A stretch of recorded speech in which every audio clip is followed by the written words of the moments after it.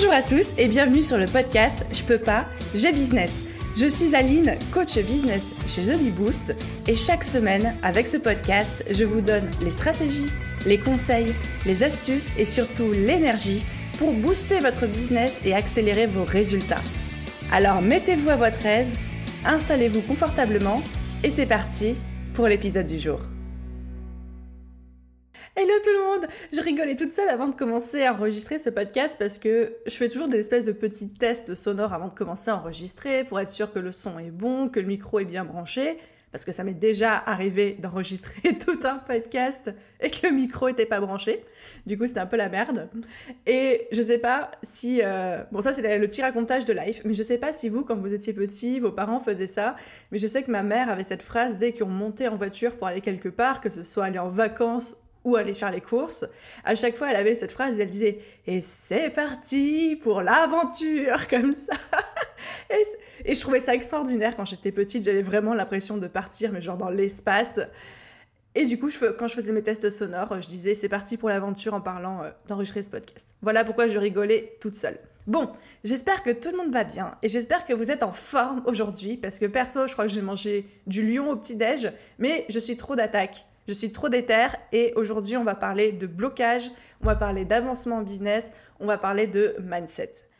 Vous savez que j'aime par-dessus tout parler stratégie, parler de process, vous donner vraiment des plans d'action, des choses à faire pas à pas, des solutions, etc.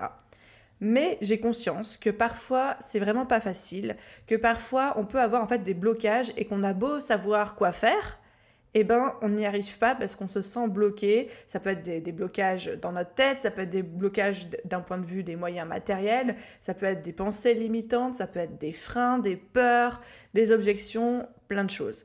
Donc, je me suis dit que dans l'épisode d'aujourd'hui, on va pas parler de stratégie, de process, etc., etc. On recommencera à parler de ça la semaine prochaine. Aujourd'hui, on va surtout parler de blocages qui nous empêchent d'avancer et beaucoup de blocages mindset. Il y a un petit peu de stratégie dans le sujet d'aujourd'hui, mais il y a surtout beaucoup de mindset.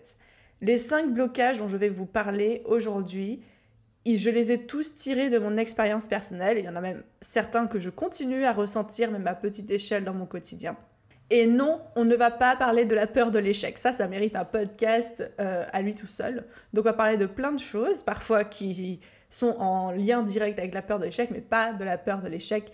J'ai trouvé plein d'autres petits trucs. Ça va être les réjouissances de la journée. J'espère que vous êtes prêts. Avant de plonger dans le sujet du jour, ma petite dédicace comme d'habitude. Et aujourd'hui, c'est une dédicace qui a été déposée sur YouTube de la part de Mercredi. Donc, j'adore son pseudo parce que c'est Mère, mais écrit comme maman, une maman, et Credi. Et j'adore les jeux de mots. Dans son commentaire, elle nous dit un épisode de plus de grande qualité. Donc, elle parle de l'épisode de la semaine dernière sur les techniques d'engagement sur les réseaux sociaux pour construire sa communauté, pour engager sa communauté. Donc ça, c'est l'épisode 75. Que ce soit ta façon d'aborder les sujets ou tes invités, il y a toujours des pépites dans tes contenus. Je ne me limite pas au podcast, tu donnes bien plus. Ton énergie est contagieuse, avec le petit smiley avec le masque anti-Covid là. Et pour le coup, c'est un virus que j'aime attraper chaque lundi pour débuter ma semaine. Merci de donner autant, cela m'aide dans mon projet. Et un énorme merci à toi, Mercredi. Déjà, félicitations pour ton pseudo, j'adore. Merci pour ton commentaire qui m'a mis la patate et surtout pour le jeu de mots que j'ai autant plus adoré. Moi, je suis de la team les vieux jeux de mots de merde, mais qu'on adore. Et surtout, je suis toujours ravie d'apprendre que vos projets avancent grâce en partie au podcast. C'est exactement pour cette raison que j'enregistre tous ces épisodes, que je crée tout ce contenu. C'est pas pour mon plaisir personnel, c'est pas pour flatter mon ego, c'est pas pour dire que je crée du contenu, mais c'est vraiment pour que derrière, il y ait des avancées de votre côté pour vous donner gratuitement toutes les clés pour avancer. Donc le plus beau compliment que vous pouvez me faire, c'est aujourd'hui décider de 3 actions et vous mettre en mouvement et accomplir ces 3 actions et les 3 suivantes et les 3 suivantes. Ça, c'est vraiment la plus grande récompense pour moi. Donc, merci pour ton commentaire et pour tous ceux qui voudraient avoir leur petite dédicace ou même juste encourager le podcast, vous pouvez le faire en 30 secondes gratuitement en laissant une note, 5 étoiles si le cœur vous en dit et un commentaire sur votre plateforme d'écoute. Et si votre plateforme ne supporte pas les notes, les commentaires, juste vous abonner pour ne pas louper tous les petits épisodes bonus qui peuvent sortir de temps en temps le jeudi, dont je ne parle nulle part ailleurs. Donc le seul moyen de le savoir, c'est d'être abonné au podcast. Ok, ceci étant dit, passons du coup au sujet du jour. Mettons les mains à la pâte. J'allais dire les mains dans le goudron, je ne sais pas pourquoi j'ai eu ça. Alors, on va parler aujourd'hui du coup de 5 blocages, donc plutôt orientés mindset, qui empêchent d'avancer en business. C'est des blocages que moi-même j'ai vécu, c'est des blocages que peut-être aujourd'hui vous vivez à votre tour. Donc j'aimerais vraiment qu'on décortique ça ensemble et qu'on voit quelles sont les solutions pour continuer à avancer malgré tout. Blocage numéro 1. Trop se soucier du regard des autres. Wouhou! Amen à ça. Trop se soucier du regard des autres. Donc c'est vraiment cette espèce de peur du jugement, de peur de déranger, de peur de s'afficher. Donc ça peut vraiment se manifester sous plein de formes différentes. Pas envie de trop poster, peur de poster certains contenus, peur de ce que les autres vont penser de nous si on fait telle action ou telle action dans notre business, peur de se lancer en vidéo, peur de ci, peur de ça. Donc il y a beaucoup de peur derrière ça, mais ce qui englobe le tout, c'est vraiment la peur du regard des autres et de leur jugement. Donc quand on est dans ce blocage-là, on peut en arriver à se censurer au niveau de ses contenus, se censurer au niveau de ses discours, ne pas oser faire trop, ne pas oser faire plus. Et on voit bien que pour un business qui cherche à décoller, pour vous qui cherchez à avoir des clients et à plus vendre, c'est compliqué de se dire que on va s'auto-saboter parce que sinon c'est pas drôle quoi, tu vois. Donc je veux réussir mais pas trop, tu vois. Je veux avoir des clients mais pas trop. Je veux publier sur les contenus mais pas trop non plus parce qu'on sait pas ce que les autres peuvent dire. Et puis j'ai envie de me lancer mais pas trop non plus parce que je voudrais pas prendre la place de quelqu'un et je voudrais pas déranger. Ça c'est vraiment une sale vermine, ce symptôme de trop se soucier du regard des autres. Et là j'ai envie de mettre un coup de pied dans la fourmilière et de vous dire que oui, vous pouvez passer votre vie à faire et votre business à faire en fonction des possibles potentielles réactions de peut-être des autres. Mais là, vous n'êtes pas sorti de l'auberge. Parce que si vous faites des hypothèses sur ce que peut-être les gens vont penser de telle action ou de tel aspect de vous ou de tel message ou de telle chose que vous dites, on n'est pas sorti de l'auberge. Et il y a cette phrase de Rachel Hollis que j'aime énormément qui dit « Si des mots peuvent te contrôler, alors n'importe qui peut te contrôler. » Si des mots peuvent te contrôler, alors n'importe qui peut te contrôler. Est-ce que vous avez vraiment envie que la terre entière puisse contrôler ce que vous faites et votre business ? Moi, je pense pas. Hein. D'ailleurs, très honnêtement, on va pas se mentir, mais les gens, en fait, ils s'en fichent de vous. La plupart du temps, on a peur de se lancer parce qu'on a peur du jugement, on a peur de faire ci parce qu'on a peur du jugement. Mais je vais vous dire, dans 99,9% des cas, ce qu'il se passe quand vous passez à l'action, c'est rien du tout parce que personne n'en a rien à faire et parce que personne ne voit vos posts. Donc, c'est quoi l'histoire en fait ici ? C'est quoi l'histoire ? Je sais qu'il y a une grosse part d'éducation, il y a beaucoup de gens qui ont eu cette éducation de... Et puis, c'est triste à dire, mais beaucoup les femmes, on va pas se mentir, on va le dire, beaucoup les femmes, on a été éduquées à... Faut pas déranger, faut pas trop faire de vagues, faut pas se faire remarquer. Donc c'est vrai qu'après, quand on veut être en business et qu'on commence à créer des réseaux sociaux pour soutenir notre activité, pour trouver des clients, pour se faire connaître, ça va à l'encontre de ces principes d'éducation. Donc ça demande vraiment, vraiment à ce qu'on se mette des coups de pied aux fesses. Peut-être qu'on se fasse accompagner si on en ressent le besoin, et qu'on rééduque notre cerveau en ce sens. Oui, vous avez le droit de faire ce que vous voulez. Oui, il y a des gens qui vont vous juger. C'est normal, c'est la vie. De toute façon, on vous jugera quoi que vous fassiez rien, ou que vous fassiez des trucs, on va vous juger. Donc, allez-y, quitte à être jugé, allez-y. Trop se soucier du regard des autres, c'est le meilleur moyen, encore une fois, de s'auto-saboter, de s'auto-censurer pour des choses qui ne sont même pas réelles. Des choses qui ne sont même pas réelles parce qu'elles ne se sont même pas encore produites et qu'on ne sait même pas si elles vont se produire. Donc, est-ce que vous voulez baser votre business sur des hypothèses ? Ou est-ce que vous voulez baser votre business sur des faits ? Les faits sont « lance-toi, vas-y, go, c'est parti, coup de pied aux fesses et tu vas y arriver ». Voilà, donc ça c'était le premier petit blocage. Je vous ai dit qu'aujourd'hui j'étais en forme. Le deuxième blocage, et ça franchement je lève ma main haut et fort. Alors honnêtement entre nous, déjà le point numéro 1, le trop se soucier du regard des autres, je peux lever ma main sur celui-ci parce que même encore aujourd'hui, il y a des moments...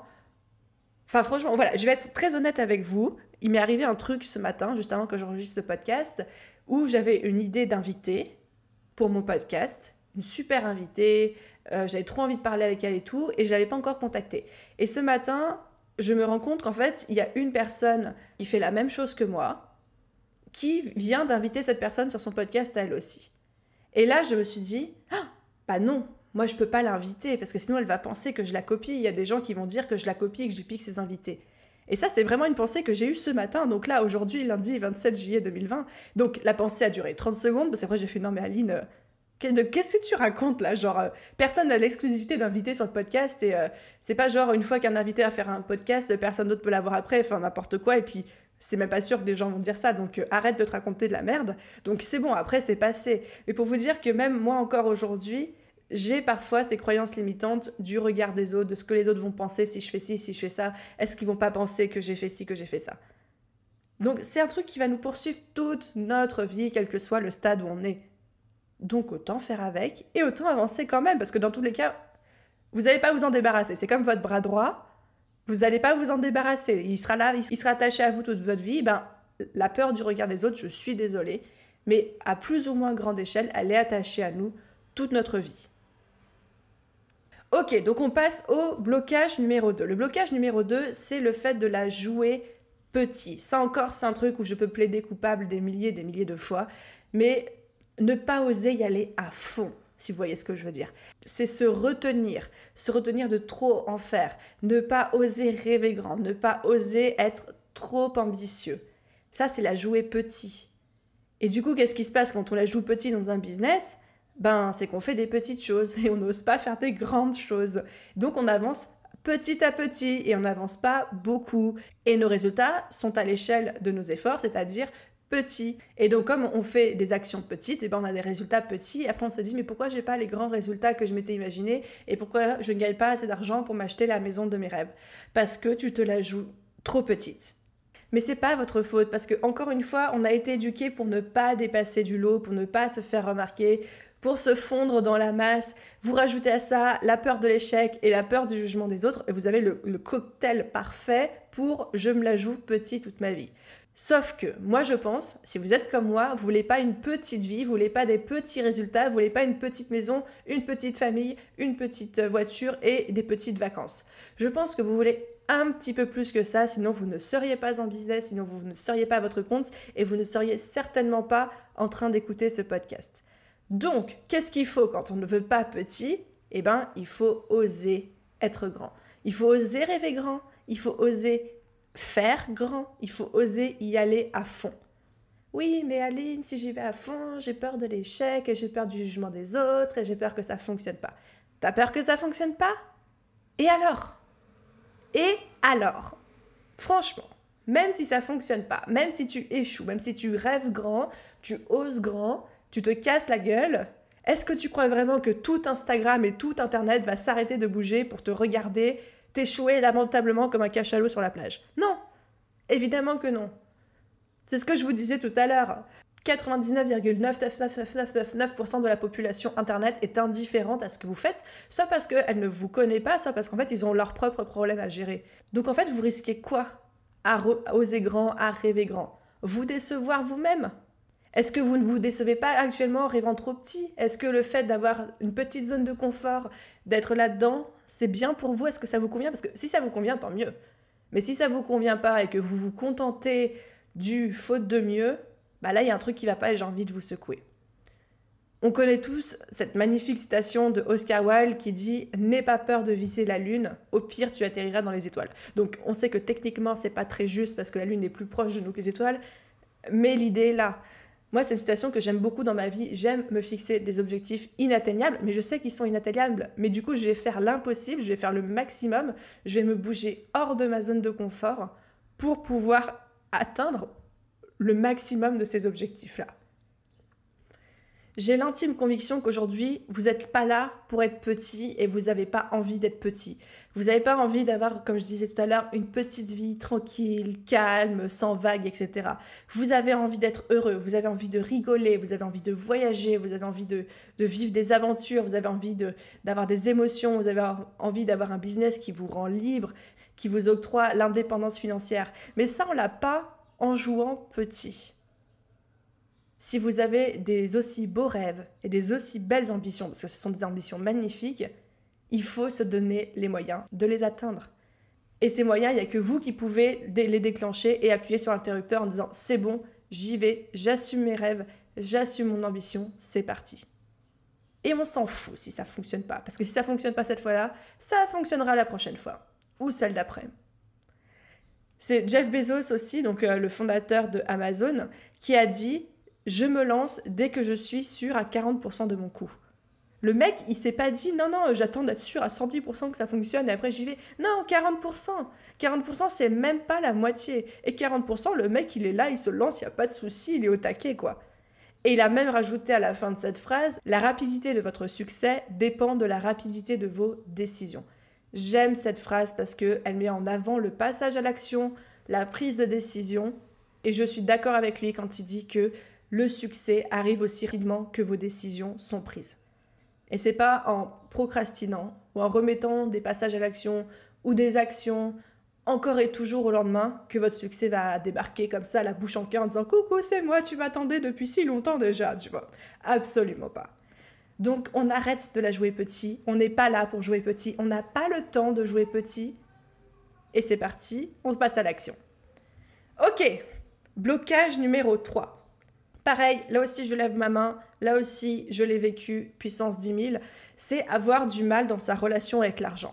C'est quand même un comble, et pourtant ça concerne Dieu sait combien de personnes, mais c'est quand même un comble d'être en business, donc de devoir avoir sa propre activité pour vivre et pour gagner de l'argent, et pour payer ses factures, et pour se nourrir, mais avoir des difficultés à gérer l'argent, d'avoir une espèce de relation faussée à l'argent, quand on est entrepreneur. Je sais que c'est un blocage que beaucoup de personnes ont, je l'ai eu aussi, mais les conséquences sont assez dramatiques sur le business. Ça peut être des choses aussi bêtes, mais emmerdantes que par exemple de faire tout le temps des réductions avant même qu'un client nous le demande, et après de se dire mais pourquoi j'ai fait ça, mais je gagne pas ma vie sur ce projet, je gagne pas ma vie avec ce client, c'est un poids mort pour moi, ou alors même juste le fait d'accepter de faire des réductions juste parce que quelqu'un nous l'a demandé, alors qu'on n'est pas obligé, ou alors encore d'avoir juste beaucoup de mal à fixer ses tarifs ou à les augmenter, de se sentir limite coupable, de demander de l'argent à quelqu'un pour son taf. Oh, mais non, mais Aline, j'aime tellement mon travail, j'aime tellement ce que je fais, mais à quel moment je peux être payée pour faire ça? Mais alors en plus, il faudrait que je sois payée cher. Oh, non, je peux pas faire ça, je peux pas faire ça.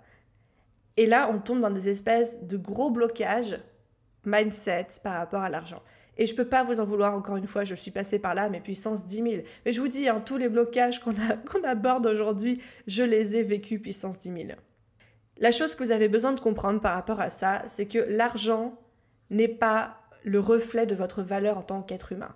Et l'argent n'est pas non plus le reflet de votre prétention, de votre ambition. Et beaucoup d'argent ne veut pas dire que vous êtes très prétentieux, et peu d'argent ne veut pas dire que vous êtes Mère Teresa, d'accord ? Des petits tarifs ne font pas de vous Gandhi et des gros tarifs ne font pas de vous un méchant capitaliste qui exploite les enfants en Chine. Ok ? Que ce soit clair et net. L'argent n'est pas le reflet de votre valeur. C'est pas parce que vous demandez beaucoup d'argent que vous êtes un mauvais être humain. Et vice-versa. J'aimerais que vous compreniez que quand vous demandez une somme à vos clients, quand vous faites un devis, quand vous mettez vos tarifs sur votre site internet, quand vous faites l'exercice de poser vos tarifs, vous n'êtes pas payé à l'heure, on n'est plus des salariés, ou on n'est pas des salariés, on n'est pas payé à l'heure. On nous paye nos années d'expérience, on nous paye nos années d'apprentissage, on nous paye notre attitude, on nous paye notre efficacité, on nous paye le fait qu'on apporte une solution à un problème. Votre client ne paye pas votre temps, il paye votre expertise. Je répète parce que c'est important, votre client ne paye pas votre temps, il paye votre expertise. Et votre expertise coûte cher. Donc non, quelqu'un qui demande 200, 300, 500, 2000 euros de l'heure, c'est pas que c'est un méchant être humain ou un bon être humain, c'est pas qu'il abuse ou qu'il abuse pas, c'est qu'il a l'expertise qui fait que, ok, ça va lui demander 1 heure de travail, mais on s'en fout que ça demande 1 heure de travail parce que la solution qu'il apporte au problème vaut 2500, 300, 200 euros de l'heure. C'est juste ça le calcul. Donc on enlève le facteur temps-prix. C'est pas ça qui compte. Ce qui compte, c'est l'expertise, l'attitude, l'efficacité, la solution. Et c'est ça que votre client y paye. Et c'est ça qu'il faut que vous vous mettiez en tête aujourd'hui. Et si vous avez envie d'aller un petit peu plus loin dans votre travail par rapport à votre relation avec l'argent, etc., YouTube regorge de vidéos sur le sujet. Il y a des TED Talks, il y a des vidéos, il y a plein de coachs qui font un boulot formidable par rapport à ça. Vous pouvez même envisager de vous faire accompagner sur cette problématique, mais vraiment ne vous laissez pas bloquer, ne vous tombez pas dans ce trou de lapin de penser que parce que vous aimez ce que vous faites, c'est pas juste d'être payé très cher. Parce que ça, c'est le pire calcul que vous pouvez faire dans votre tête. C'est parce que vous aimez ce que vous faites, que vous êtes bon, que vous êtes efficace, que les gens kiffent bosser avec vous parce que vous transpirez de bonheur et ça se paye cher. Ok, on arrive à présent au blocage numéro 4. Moi, je sais pas vous, moi je suis en train de vivre ma meilleure vie en écoutant ce podcast et j'espère que ça vous rebooste autant que moi, ça me rebooste de l'enregistrer pour vous. Donc, blocage numéro 4. Là, on va parler un petit peu plus stratégie pour celui-ci. Un blocage que je vois très souvent, et encore une fois, pareil, je l'ai vécu, je l'ai fait cette erreur, c'est de penser qu'on est seul dans son business et qu'on fait ce qu'on veut. Qu'on crée les offres qu'on veut, qu'on met les tarifs qu'on veut, qu'on communique comme on veut, sur les plateformes qu'on veut, si on a envie, et si on n'a pas envie, on ne communique pas. Et du coup, généralement, qu'est-ce qui se passe? C'est que quand on pense ça dans notre tête, on a du mal à se vendre, on a du mal à décoller, et on ne comprend pas pourquoi notre business ne fonctionne pas. Alors, rétablissons un petit peu la vérité, sous le soleil. Ok, on est en business, vous et moi. Ok. Et ok, si on est en business, c'est pas pour être salarié, c'est pas pour bosser pour quelqu'un d'autre, c'est pas pour être à la merci des horaires ou des contraintes de quelqu'un d'autre, mais c'est pour se construire notre vie sur mesure. Ok.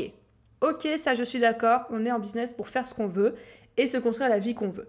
Mais, parce qu'il y a un énorme mais. Le business, c'est pas que la vie qu'on veut. Et c'est pas que faire ce qu'on veut. Il y a aussi un marché et il y a aussi une demande.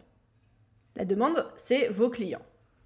Donc, le business s'appuie sur 3 piliers, et ça c'est ce que j'enseigne dans ma formation qui va sortir en septembre. Le business s'appuie sur 3 piliers. Il y a vous, votre vie rêvée, vos objectifs, votre personnalité, évidemment. Mais il y a aussi votre marché. Votre marché, c'est votre concurrence, c'est votre thématique, c'est les facteurs sociodémographiques, c'est l'environnement, c'est la politique, c'est le social, c'est le culturel. Ça, c'est tout votre marché. Et il y a une demande, et votre demande, ce sont vos clients idéaux. Et quand vous vous concentrez sur vous uniquement et que vous négligez le facteur marché et le facteur client, bah c'est la merdasse assurée. Parce que d'où on lance une entreprise, alors je dis pas qu'il faut faire un business plan, moi je crois pas vraiment au business plan, mais on ne lance pas une entreprise comme on ferait une activité coloriage avec ses enfants le dimanche après-midi dans son salon, d'accord? Il y a des enjeux, il y a des choses à comprendre, il y a des stratégies à avoir. La base de la base de la base, c'est quand même de connaître son marché et de connaître la demande de ses clients pour pouvoir y répondre et pour pouvoir s'intégrer correctement dessus. D'où l'importance primordiale, quand vous êtes en business, quand vous êtes chef d'entreprise, que ce soit micro-entrepreneur ou d'autres types d'entrepreneurs, c'est important de se former aussi sur des questions de business, de marketing, de prospection, de relations clients. C'est primordial. C'est primordial d'apprendre à écouter son marché, à écouter ses clients. Parce que c'est là, en fait, où ça va fonctionner pour vous, c'est quand vous avez pris en compte tous les facteurs.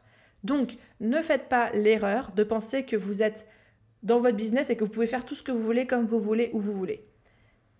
Oui, c'est possible, mais il faut quand même comprendre, écouter et tenir compte de ce qui se passe autour de vous et pas juste se regarder son nombril. Et j'arrive enfin au 5e blocage, là encore, toujours ma main levée haut vers le ciel, être trop perfectionniste. Être trop perfectionniste, c'est un vrai blocage qui vous empêche d'avancer, mais je pense que vous ne l'apprenez pas avec ce podcast, je pense que vous en avez déjà beaucoup entendu parler, je ne suis pas la seule à aborder ce genre de sujet, c'est une vraie tare, c'est la peste 3.0 quoi, le perfectionnisme. Oui, je l'ai dit. Si vous êtes du genre à vouloir que tout soit parfait, à passer du temps à peaufiner le moindre petit détail avant de lancer quoi que ce soit, c'est dangereux pour votre business. C'est dangereux parce que des fois ça peut être un vrai frein, où il y a des gens qui ne se lancent jamais parce qu'ils jugent que tel ou tel truc n'est pas assez parfait. C'est une perte de temps parce que parfois vous vous retrouvez à vous attaquer à des faux problèmes qui ne sont pas importants et vous passez un temps de dingue là-dessus, alors que ce temps-là pourrait être tellement plus efficace s'il était dédié à d'autres tâches plus prioritaires, plus importantes. Bref, c'est la définition même de ce que j'appelle un trou de lapin, c'est-à-dire les genres de trucs où tu tombes dedans et tu peux plus en sortir et c'est genre juste un trou sur ta route, quoi, tu vois. C'est une fausse direction, le perfectionnisme. Surtout que, on va pas se mentir, quand on est entrepreneur, on a besoin d'être sur le terrain. Je vous le disais juste avant, il y a des facteurs marché, des facteurs demande, clientèle, etc. qui rentrent en compte. Donc, vous allez passer des jours, des mois, des années à peaufiner un truc et quand vous allez le lancer sur le marché, et quand je dis un truc, vous pouvez mettre le mot par exemple site internet à la place, donc on passe des jours, des semaines, des mois à peaufiner son site internet et puis quand on le lance pour de bon, on est content et il est parfait entre guillemets selon nos critères, sauf que 3 mois après ou même 3 semaines après, on n'a qu'une envie, c'est de le refaire entièrement parce qu'on se rend compte, en fonction des retours clients qu'on a eus ou des retours de nos abonnés, de nos visiteurs, qu'il manque plein de trucs, il y a des trucs qui sont pas au top et qu'il y a des trucs qui pourraient être optimisés. Et là, on a juste envie de se taper la tête contre un mur en se disant tout ça pour rien. Tout ça pour rien. Donc, quoi que vous lanciez, quoi que vous fassiez avec votre business, ça va bouger dans les semaines/mois qui suivent le lancement. Quoi que vous fassiez, parce que vous n'avez pas de boule de cristal, vous ne pouvez pas tout deviner à l'avance, tout ne peut pas être parfait à l'avance, évidemment que non. Ça va toujours bouger après. Donc, mettons que vous passez par exemple 4 mois à faire votre site internet, ce qui est déjà très long, mais soit, et à la fin de ces 4 mois, vous dites mon site internet est parfait à 80%, et vous repassez 4 mois à peaufiner les 20% restants. Donc vous avez passé 8 mois, donc 4 mois de 20%, vous lancez votre truc et finalement, vous refaites tout 3 mois après parce qu'il y a des choses qui ont bougé dans votre business, des retours que vous avez eus, etc. etc.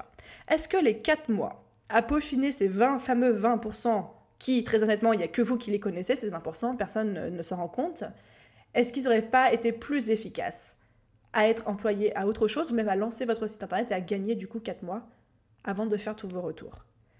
Je dis toujours à mes coachés, à mes abonnés, 80% c'est assez. Les 20% restants, non seulement ils vont vous prendre le même temps que les 80 premiers pourcents, mais en plus, personne ne va s'en rendre compte.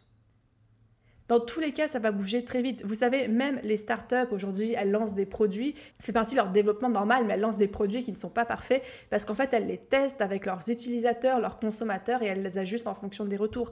Il faut faire pareil dans votre business. Lancez-vous quand c'est prêt à 80%. Et c'est Reid Hoffman, un des cofondateurs de LinkedIn, qui a prononcé cette phrase mythique que j'adore aussi, qui est « Si tu n'as pas honte de ton premier produit, c'est que tu l'as lancé trop tard ». Et je pense qu'on peut même décliner ça. Si tu n'as pas honte de ton logo, c'est que tu l'as lancé trop tard. Si tu n'as pas honte de ton site internet, de ton premier site internet, c'est que tu l'as lancé trop tard, etc., etc. Lancez-vous et ensuite on perfectionne. Ça ne sert à rien, c'est une perte de temps, c'est une perte d'argent, c'est une perte d'efficacité que de vouloir que tout soit parfait. Surtout quand on est dans les premiers mois / première année de votre activité. Petite parenthèse, je ne dis pas non plus qu'il faut tout faire à l'arrache. Je dis évidemment que c'est une balance à trouver. Lancez un premier produit qui n'est pas parfait, lancez quelque chose qui n'est pas parfait et ensuite vous pouvez le peaufiner une fois qu'il est sur le terrain, une fois que vous avez feedback et ensuite vous pouvez le peaufiner, le perfectionner au fur et à mesure. Je ne dis pas qu'il faut qu'on lance tous des produits et des business imparfaits et que ça reste comme ça toute la vie. Je dis que cette phase d'imperfection, elle est nécessaire dans un premier temps et qu'ensuite, des mois, des années plus tard, on peut peaufiner le truc jusqu'à le rendre parfait selon nos propres critères. Donc ne me faites pas dire « oui, mais Aline, en même temps, il faut que ce soit bien, il faut que ce soit de qualité ». Oui, évidemment, mais ce n'est pas obligé d'être de qualité, d'être parfait le jour de la sortie. Ça peut le devenir plus tard et je vous conseille d'embrasser cette notion de « je lance à 80% et je peaufine et ça deviendra parfait dans les semaines et dans les mois qui suivent le lancement ». Et voilà les amis pour les 5 blocages qui empêchent d'avancer en business. Vous l'avez bien compris, les 5 je les ai vécus et honnêtement, très honnêtement, parce qu'on est entre nous, je continue des fois à les vivre à échelle moindre, certes, où j'arrive plus facilement à m'en défaire, mais c'est des choses qu'on ressentira toute notre vie. Donc acceptez-le, passez à l'action malgré tout et ça va bien se passer. Et au pire quoi? Ça c'est la vraie question que j'aime me poser à chaque fois que je sens un blocage monter le bout de son nez, c'est « et au pire quoi ?» Qu'est-ce que tu penses qu'il va se passer, Aline? Pas grand-chose? Bah t'as raison, allez vas-y, fonce. Voilà, j'espère que cet épisode vous a plu. Petit spoiler, petit teasing, Vous m'avez entendu évoquer la formation que je sors au mois de septembre. Donc cette formation, ça va être un énorme programme en ligne qui va durer 3 mois, qui sera à destination des entrepreneurs qui sont déjà en activité depuis plusieurs mois, voire même plusieurs années, mais pour qui ça ne fonctionne pas exactement comme ils voudraient, ou alors qui auraient envie de passer à la vitesse supérieure. Évidemment que tout ce qu'on a évoqué dans ce podcast, on creuse dans la formation. Donc si vous rêvez d'une formation business qui couvre tous les aspects du business, pour les entrepreneurs qui sont déjà lancés, mais pour qui ça ne fonctionne pas très bien, qui soient ultra orientés stratégie, avec évidemment un petit peu de mindset, restez dans les parages. Je vais vous en reparler un petit peu, mais restez dans les parages. Elle sort début septembre 2020. Et comment vous dire que j'ai ultra hâte de vous sortir ça. Ultra hâte. Bon, merci à tous d'avoir écouté ce podcast jusqu'au bout. Si cet épisode vous a plu, vous pouvez laisser une note, un commentaire ou tout simplement vous abonner pour ne louper aucun épisode. Quant à moi, je vous souhaite une bonne journée, soirée, après-midi, nuit, où que vous soyez et je vous dis à très vite dans un prochain épisode. Bye bye!